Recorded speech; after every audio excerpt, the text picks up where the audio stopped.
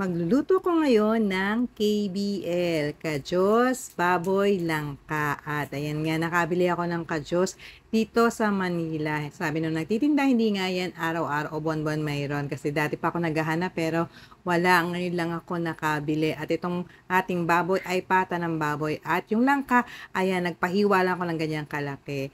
At sisimulan ko yan sa pagpapalambot ng pata. Uunahin ko na itong pata ilagay dito sa ating palayok. At pagkatapos kapag medyo malambot na ng kaunti, tsaka ko idadagdag yung kadyos. Eto, kumulo na yung pata, pero nakalimutan ko alisin yung mga bula-bula dun sa ibabaw. Kaya ayan, nagsidikit na dito sa gilid ng palayo. Kaya akin na muna tong aalisin. Di ba pag nagpapakulo tayo ng mga baka o kaya ng mga, yun nga, ng karne ng baboy, ay talagang mayroong mga bula-bula na lumalabas. Kaya ayan, tinanggal ko na.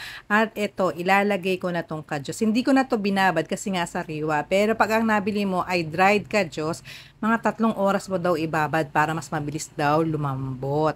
Habang nagpapakulo tayo doon, eto, kukuha muna ako ng tanglad. Ganyan kumuha ng tanglad. Sa may pinaka puno talaga bubunutin. At ayan, isang tangkay lang naman yung kailangan. At eto, kukuha na rin ako ng siling panigang. Yan yung kagandahan kapag meron kang tanim. Yung ibang sangkap, hindi mo na bibilin. Kukuhanin mo na lang sa yung mga pananim. O, diba? Sariwang-sariwa pa yan. Kita mo tong aking siling panigang. Talagang berdeng-berde ang kulay. Talagang sariwang-sariwa yan. Sampalok ang gagamitin ko. Pero kung merong batuan, ako mas authentic ang lasa kasi yun talaga yung ginagamit. Pero dahil nga wala tayong nabili dito sa Manila, kaya ayan, sampalok na lang. At itong ating tanglad at siling panigang ay akin ng hinugasan. At yan, binilot ko pa yung tanglad. At naghiwa na rin ako ng sibuyas, luya at kamatis. Kumukulo na tong pata at kadyos. Idadagdag ko na itong mga langka. Ayan. Pagka medyo lumambot na ng kaunti itong langka, tsaka ko idadagdag yung ating mga pangpalasa. Kaya ayan, tatakpan ko muna. At ito na nga, kumukulo na uli itong ating niluluto. Ayan, nilagay ko na yung tanglad, karas itong mga sibuyas at kamatis, luya.